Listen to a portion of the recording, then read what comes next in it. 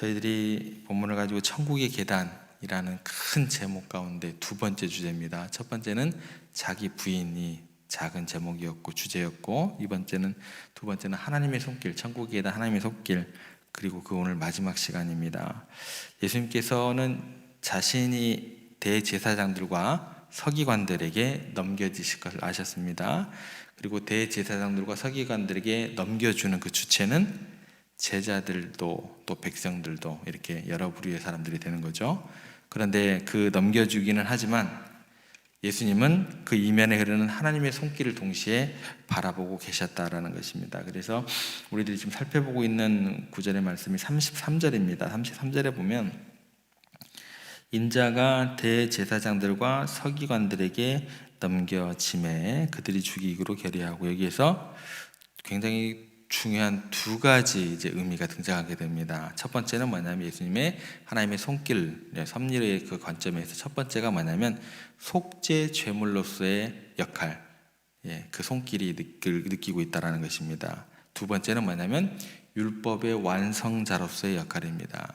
그래서 첫 번째 속죄 제물로서의 역할은 32절 말씀에 어디에 중점을 주시면 되냐면 대제사장에게 넘겨지는 것, 이 관계가 있습니다. 이 관계, 대제사장에 넘겨지는 이 관계에서 하나님의 손길을 통해서 속죄 제물로서의 역할을 보고 계신다라는 것이고, 둘째는 뭐냐면 율법의 완성자로서의 역할은 누구에게 넘겨지는 관계 가운데서 바라보고 계실까요? 그러면 서기관들에게 넘겨짐에, 우리가 지금 그 부분에 머물러 있다라고 생각을 하시면 됩니다. 그러니까 어제 살펴봤던 내용은 그럼 뭘까요? 대제사장 측면이었습니다. 대제사장에게 넘겨지는 건 뭐예요? 속죄 제물이 되시게 하기 위함이다라는 것입니다. 그러니까 대제사장들에게 넘겨줌을 통해서 하나님은 희생의 제물이라는 하나님의 큰 계획을 예수님의 당하심을 통해서 완성하셨다라는 거예요. 그래서 이렇게 설명을 드렸습니다. 구약의 제사제도에서 백성들이 자신들의 죄를 속하기 위해서 제물을 제사장들에게 가져가는 그 모습을 누구를 통해서 이루셨다는 거예요? 예수님. 백성들이 예수님을 대제사장에게 넘김을 통해서, 데리고 감을 통해서, 넘김을 통해서 이루셨다는 거예요. 그래서 예수님께서 대제사장들에게 넘기신다는 것은 뭐냐면 바로 이 속죄 제물로서의 거룩한 부르심을 완성하신 그 하나님의 손길이 그 넘겨짐을 통해 이루어졌다라는 것입니다. 그래서 우리는 여기서 굉장히 중요한 진리를 발견하게 됩니다. 사람들은요, 예수님을 죽이기 위해 넘겼지만 하나님께서는 그것을 구원의 제사로 사용하셨다라는 거예요. 사람들의 나쁜 의도, 악한 의도가 하나님의 거룩한 계획을 이루는 하나의 도구가 되었다라는 것입니다. 예수님의 버림받음이 곧 하나님의 구원의 계획의 성취가 되었다라는 것입니다. 그래서 이처럼 하나님의 손길은 우리가 통제할 수 없는 상황 속에서도 더 분명하게 나타나게 되는 것을 우리가 기억하면서, 그 하나님을 바라보면서 우리가 통제할 수 없는 상황 속에서 그 하나님을 통해서 소망을 얻는 여러분들이 되셔야 한다라고 어제 말씀을 나눴습니다. 그럼 오늘은 이제 두 번째 연결이 되겠죠.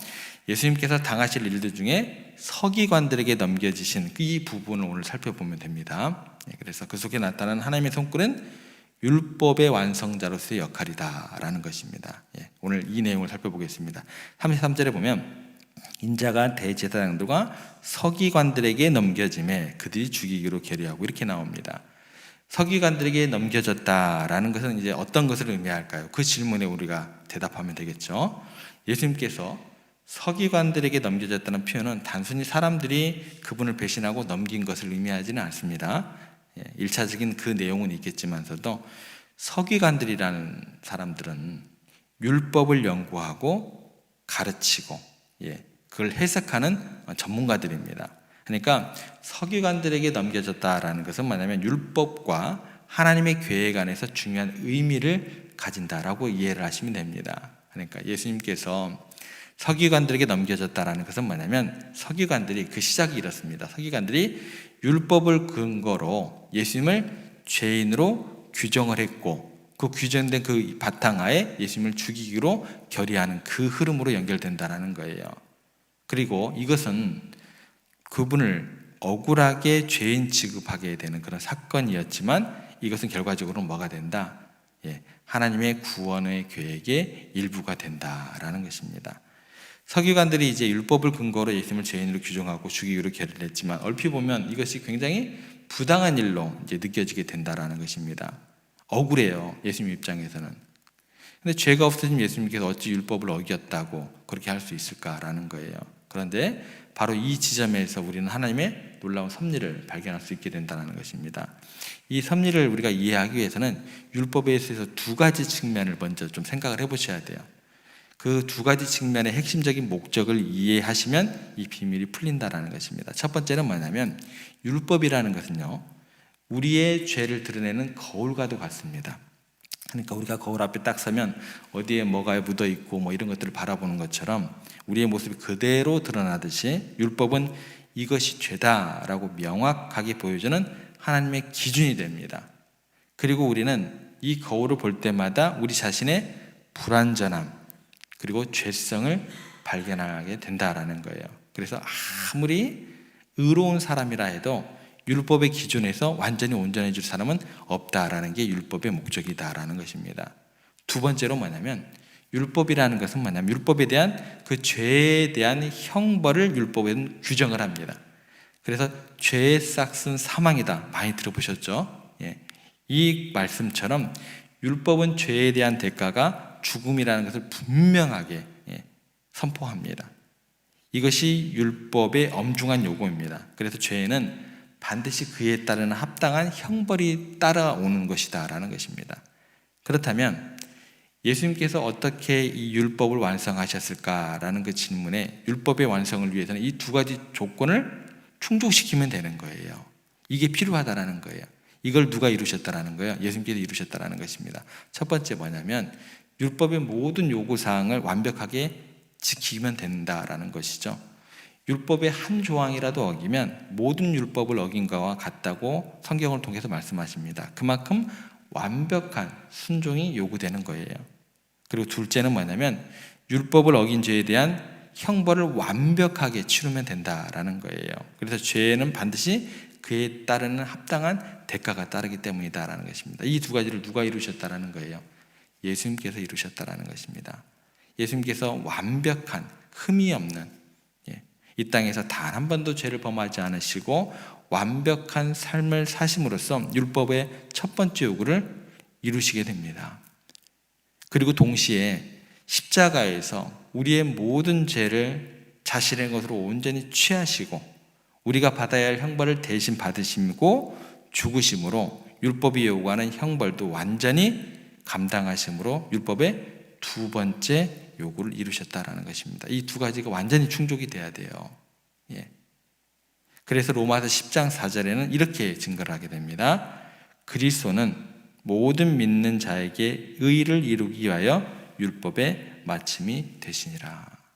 그렇게 증거를 하게 됩니다. 이 두 가지가 완벽하게 예수님을 통해서 이루어졌다라는 거예요. 그래서 예수님께서 서기관들에게 넘겨진 사건 가운데 흐르는 하나님의 섭리는 율법의 완성이 된다라는 것입니다. 처음 시작은 뭐였어요? 하나님의 제물로서의 시작이 대제사장들에게 시작되었고 그 다음에 그 뒤에는 뭐라고요? 서기관들에게 넘겨짐을 통해서 그 섭리가 그 사건 가운데서 완벽하게 율법의 완성으로 이루어졌다라는 게 대제사장들과 서기관들 이 두 단어 가운데 들어가 있는 하나님의 섭리다라고 기억하시면 됩니다. 서기관들은 결과적으로 예수님을 정죄하려 했지만 하나님께서는 그 정죄를 통해서 오히려 우리를 위한 완전한 구원을 이루신 게 되는 것입니다. 우리를 향한 하나님의 놀라운 계획은 인간이 만든 정죄가 하나님의 손에서 완전한 구원의 도구가 된 것이다라는 것입니다. 그러면 어떻게 될까요?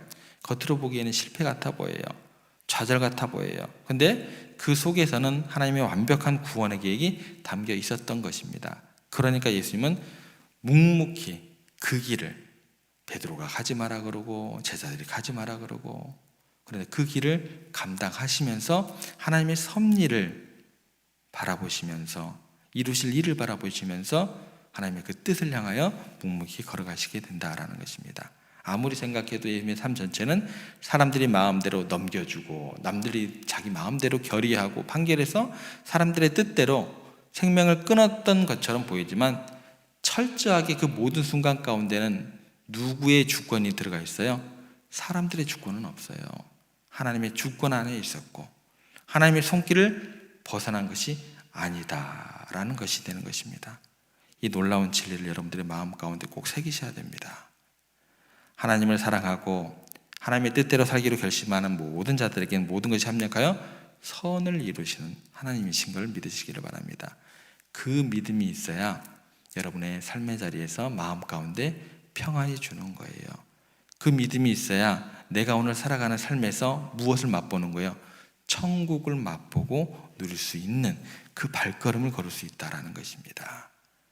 모든 것 속에 내 생각보다 훨씬 기쁘신 하나님의 생각, 모든 것 속에 내 능력보다 훨씬 강하신 하나님의 능력, 그리고 결국은 나중에 뒤돌아보면 참 그때 억울하고 힘들었는데 그게 하나님의 이러이러한 포석이 있었구나, 이런 섭리가 있었구나 라고 우리가 감사할 날이 주어질 것이다 라는 하나님의 약속의 말씀이 되는 것입니다.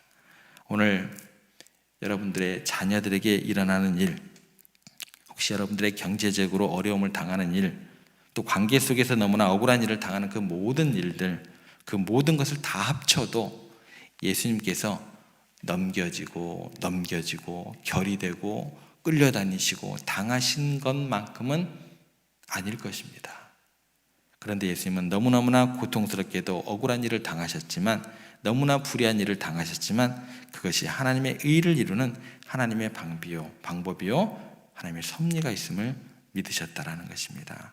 오늘 우리들에게 일어나는 모든 일도 반드시 하나님의 의를 이루기 위한 하나님의 방편인 줄로 우리가 믿고 고백하기를 간절히 소망합니다.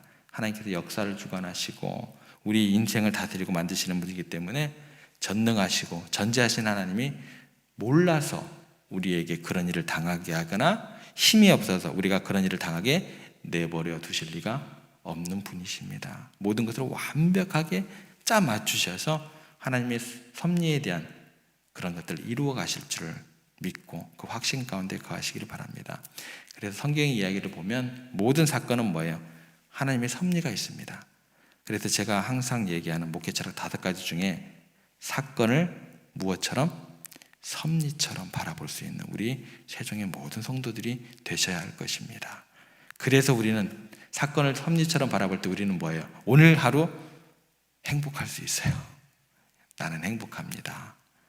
그리고 천국을 누릴 수 있는 우리들이 될 수 있다는 것입니다. 어떤 상황에서도 하나님의 뜻이 이루어지고 그 가운데 복이 있는 줄 우리가 믿을 수 있는 근거를 그 말씀 가운데서 얻게 된다는 것입니다. 오늘 하루 살아가시면서 너무 작은 일에 흥분하지 마시기 바랍니다. 너무 그 일들에 대해서 너무나 왈가왈부하지 마시고 또 그 일들에 대해서 너무 좌절하지 마시기 바랍니다. 그 속에 있는 하나님의 섭리를 믿으시고 오늘 하루도 한 걸음 한 걸음 주님과 동행하시면서 오늘 하루의 삶의 자리에서 천국을 누리시는 여러분들 되시기를 주님의 이름으로 부탁을 드립니다.